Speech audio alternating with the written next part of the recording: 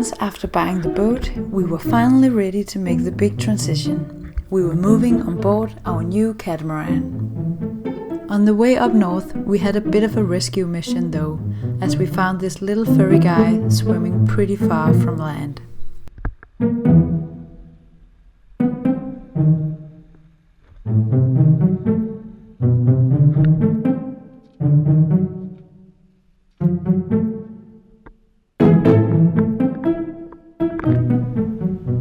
After safely entering the harbor, we released him back on land, only to realize that he actually had a little friend there. What a surprise, as we had never seen minks in the wild before.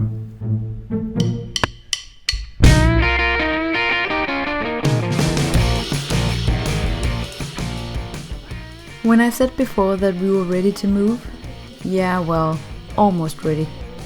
We just had a little bit of finishing up to do at the apartment.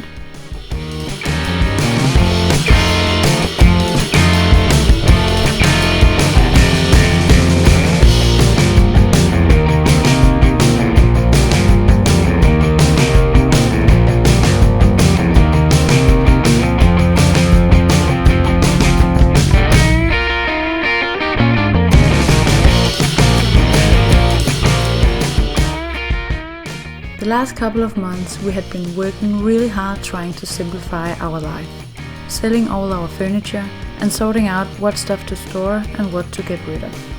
In many ways, a really freeing experience actually. And last but not least, preparing the apartment for the new owners.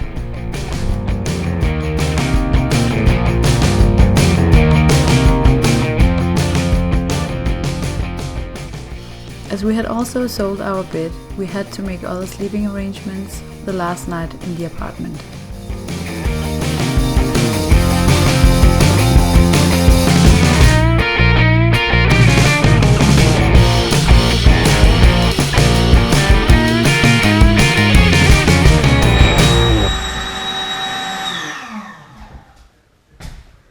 Så skal der ræse seng.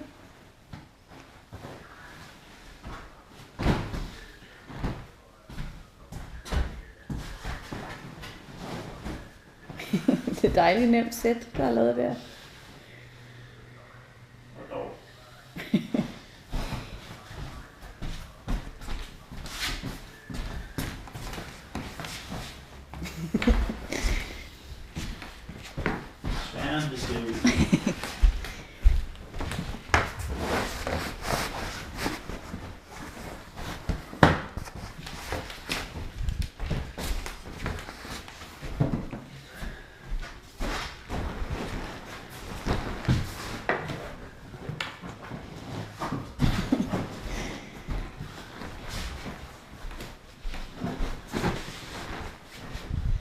Sådan. Sidste nat i lejligheden. Next stop, Moana.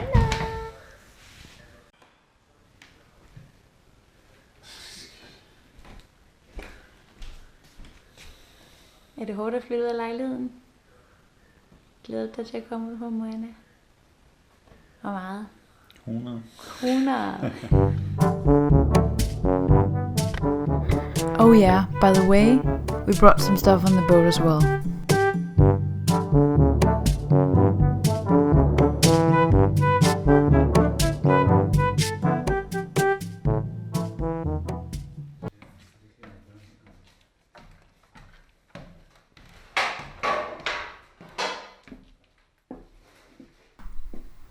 But besides a boat filled with stuff, this is now all that we own. I think we did pretty well. And then it was finally time to go home.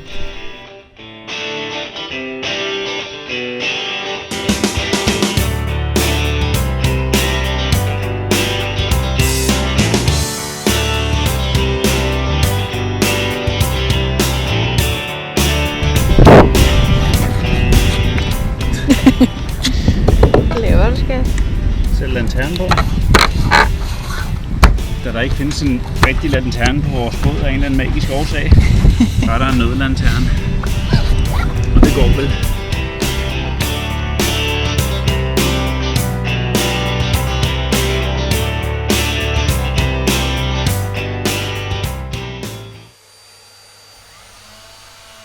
Our list of boat projects is very long, but first things first, making sure we have enough cold beer for our boat warming party.